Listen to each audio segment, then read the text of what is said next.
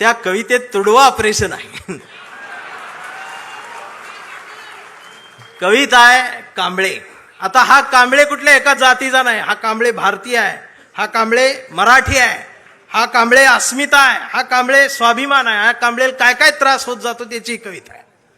हा कांबळे शेंडीतून जानव्यातून मुक्त येऊन प्रबोधनकारांच्या जवळ आलेला आहे, फुलेशाह आंबेडकरांच्या जवळ आला, असा हा स्वाभिमानी आहे की आमचा कांबळे लय हुशार, हे कधीच नाही रडला, नुसताच कांडला करून.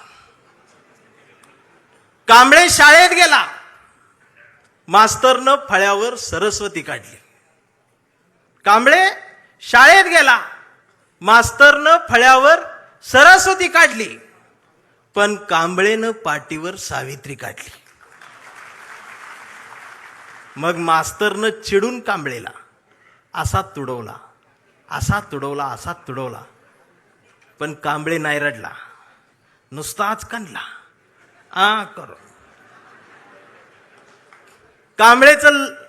कांबळे वयात आला, विशीत आला, मिशीत आला, कांबळे गुलाबी झाला आणि तिच्या प्रेमात पडला. मग तिनं विचारली त्याची जात, मग तिनं विचारली त्याची जात. कांबळे म्हणाला, वेडे मी माणूस, माणूस माझी जात, प्रेमात कसली आली जात.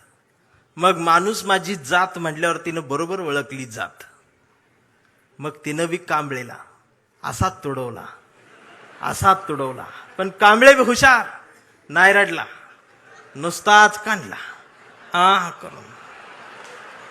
कांबळेचं लग्न ठरलं. घरचे म्हणाले मुहूर्त पहा. कांबळे म्हटला पटत नाही, प्रबोधनकार वाचा. नातेवाईक म्हणले सत्यनारायण. कांबळे म्हटला जमत नाही, फुले वाचा. भावकी म्हटली जागरण गोंधळ, बोकाट तरी कापा. कांबळे म्हटला पटतच नाही,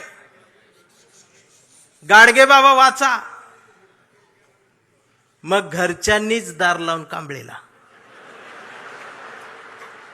असा तुडवला, असा तुडवला, पण कांबळे बी हुशार, नाही रडला, नुसताच कांडला. इथं कोण शाई वगैरे लावा आले का? चुना ना. मग कांबळे अशा चळवळीत आला. सगळ्या चळवळी अशा गट तट फुटून बिटून गेले. कांबळेला वाईट वाटलं. कांबळे सगळ्यांना वाटला, सगळ्यांनी एकत्रित या, एकत्रित या, देश समजून घ्या, महाराष्ट्र समजून घ्या. दिवसभर बोंबलत राहिला. मग संध्याकाळी सगळे एकत्रित आले आणि एकत्रित येऊन आपल्याच कांबळेला, आपल्याच लोकांनी असा तुडवला, असा तुडवला, पण कांबळे बी हुशार, नाही रडला, नुसताच कांडला. आणि आता कांबळे शिवसैनिक झाला.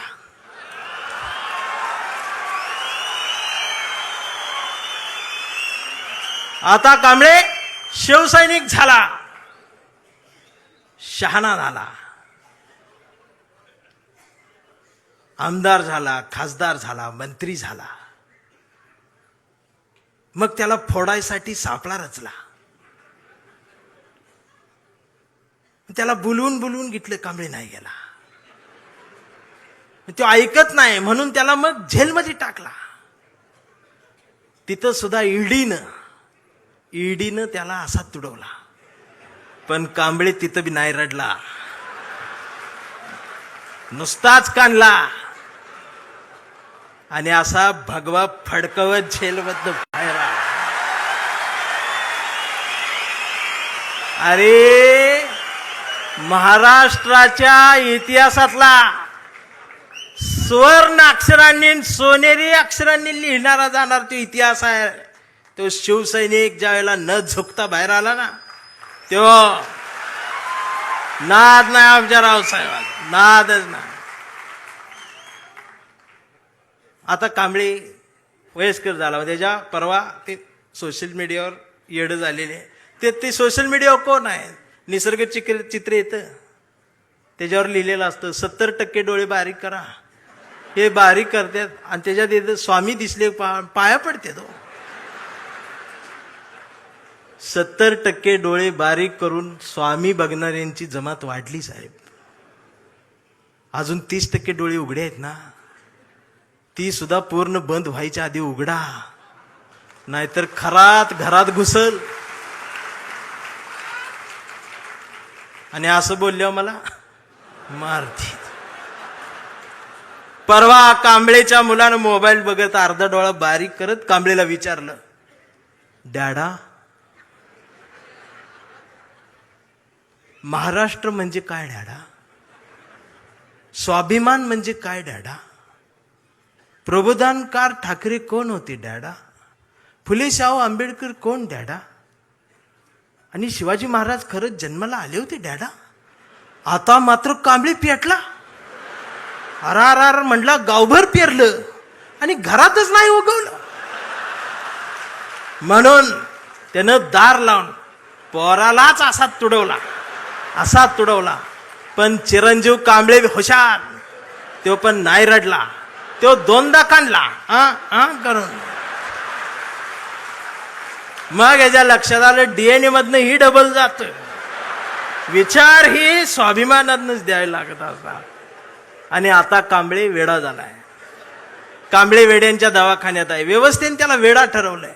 कांबळे वेड्यासारखं स्वाभिमान म्हणतो, कांबळे वेड्यासारखं निष्ठा म्हणतो, कांबळे वेड्यासारखं संघटन म्हणतो, कांबळे वेड्यासारखं मराठी म्हणतो, कांबळे वेड्यासारखं भारत म्हणतो, कांबळे वेड्यासारखं शिवराय ते भीमराय सांगतो.